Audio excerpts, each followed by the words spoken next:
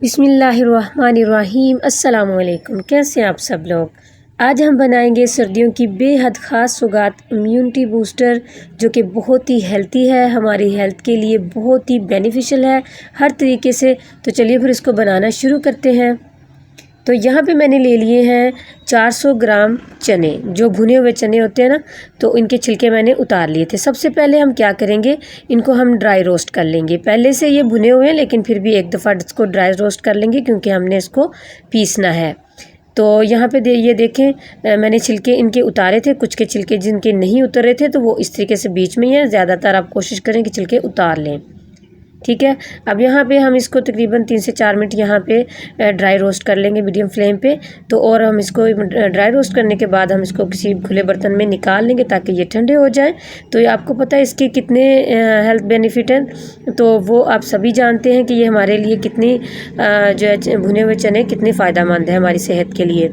تو یہاں پہ یہ دیکھیں ان کی بھنائی ہو چکی ہے، میں نے ان کو جو اچھے سے یہاں پہ ڈرائی روسٹ کر لیا۔ اب ہم اس کو کھلے پلیٹ میں یہاں پہ نکال لیتے ہیں، اور اب ہم کڑھائی پہ یہاں پہ میں نے لے لیا ہے آدھا کپ گھی کا، ٹھیک ہے۔ میں نے اس کو پگھلا کے لیا ہے، اب دیسی گھی کا استعمال کریں۔ تو یہاں پہ میں نے جو گھی کو اس طریقے سے چمچ کی مدد سے کڑھائی میں پھیلا دیا ہے، اور اب یہاں پر ہم نے لے لیے ہیں مکھانے۔ میں نے مکھانے یہاں پہ 1 کپ لے لیے ہیں۔ مکھانے جو ہیں لو کیلریز سنیکس ہیں اور ویٹ لاس کے لیے بھی بہت اچھے ہوتے ہیں۔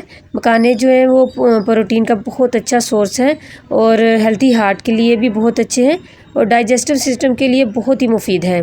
تو یہاں پہ ہم اس کو اتنا ڈرائی روسٹ کریں گے، اس کو روسٹ کریں گے کہ یہ دیکھیں، میں آپ کو اس کو بتاتی ہوں، یہ کرسپی ہو جانے چاہیے۔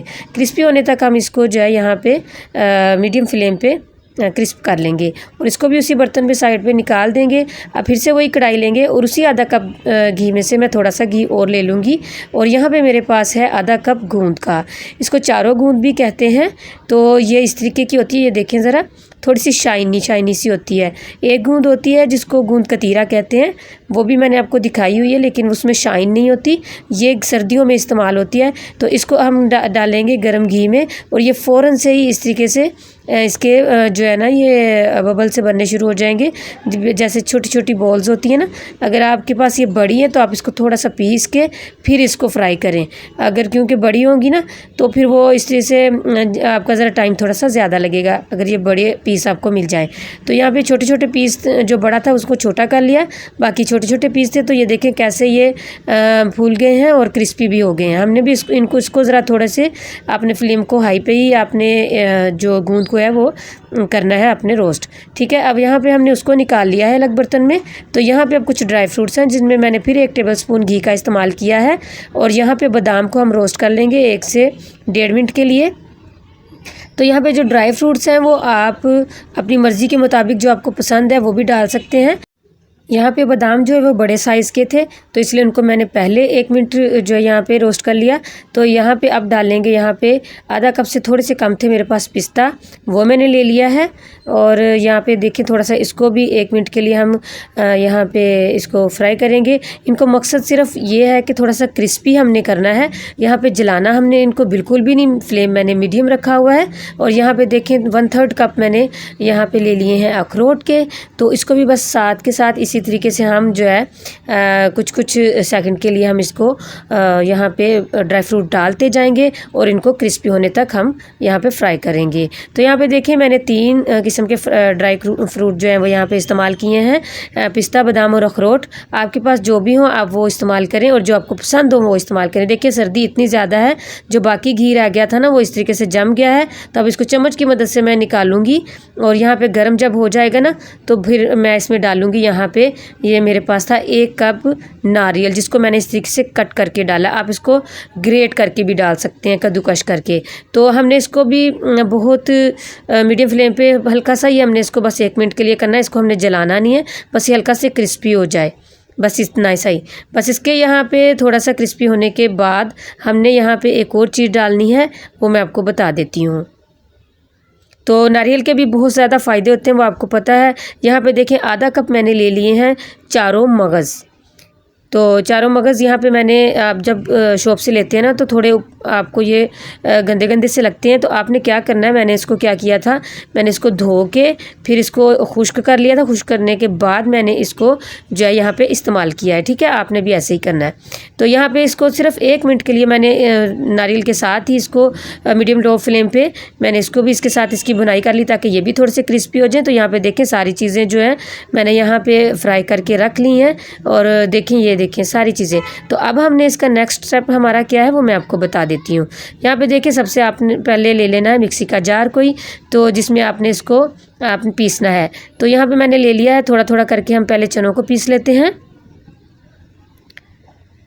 تو گوند کے میں آپ کو بتا دوں کہ گوند جو ہے وہ ہماری امیونٹی کو اسٹرونگ کرتی ہے، اور ہماری ہیلتھ جو ہے یہ ہارٹ کی ہیلتھ، اس کے بھی جو ہے اسٹروک ہیلتھ سے، ہارٹ سے ہمیں بچاتی ہے، اور یہ ہماری ہڈیوں کے لیے بھی بہت فائدہ مند ہوتی ہے، اور پریگنینسی کے بعد جو زچائیں ہوتی ہیں ان کے لیے بھی بہت مفید ہوتی ہے۔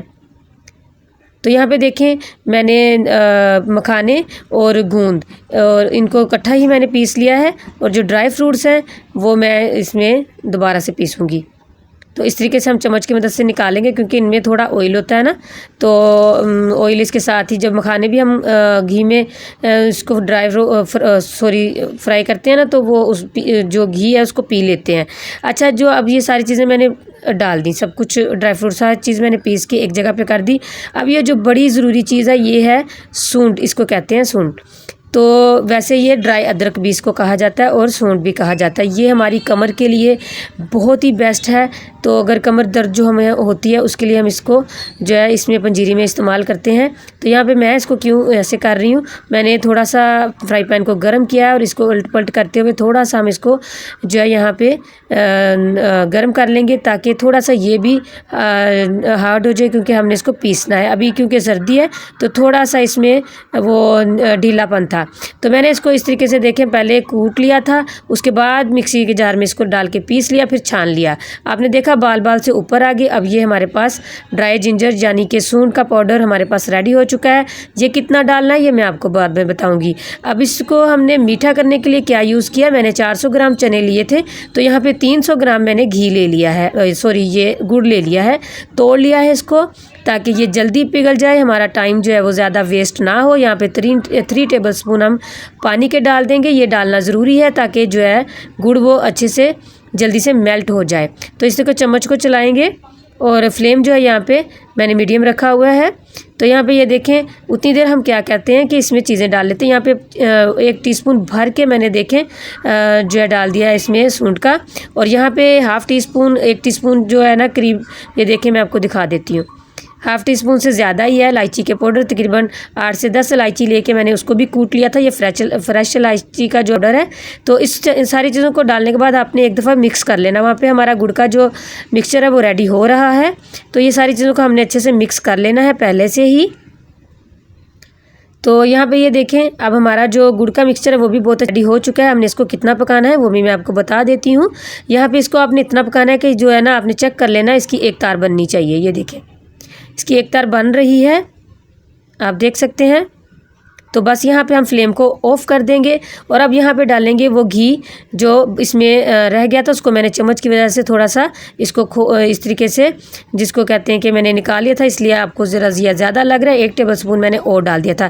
اب گرم گرم چاشنی میں ہم اس کو گھی کو ساتھ ہی ڈال دیں گے تاکہ یہ پگھل جائے اسی میں، اور پھر اب ہم اس کو جو ہے اپنی وہ سارا مکسچر جو ہم نے ڈرائی بنا کے رکھا ہوا ہے اس میں ڈالیں گے۔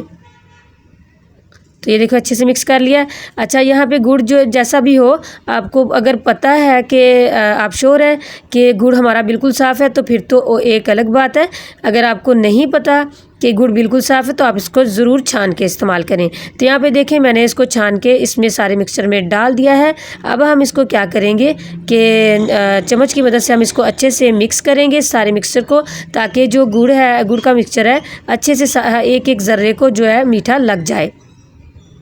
تو یہ جو ہے نیو مدرس کے لیے بہت ہی فائدہ مند ہوتی ہے۔ اس میں جتنے بھی ڈرائی فروٹس ہم نے یوز کیے ہیں نا، سب کے اپنے اپنے ہیلتھ بینیفٹ ہیں اور بہت ہی مفید ہے۔ نارمل ڈیلیوری کے بعد تو آپ اس کو 1-2 دن بعد فوراً ہی کھا سکتے ہیں، لیکن اگر آپ کے آپریشن سے ڈیلیوری ہوئی ہے تو پھر جب آپ کے ٹانکے سوکھ جائیں تب آپ اس کو کھائیں.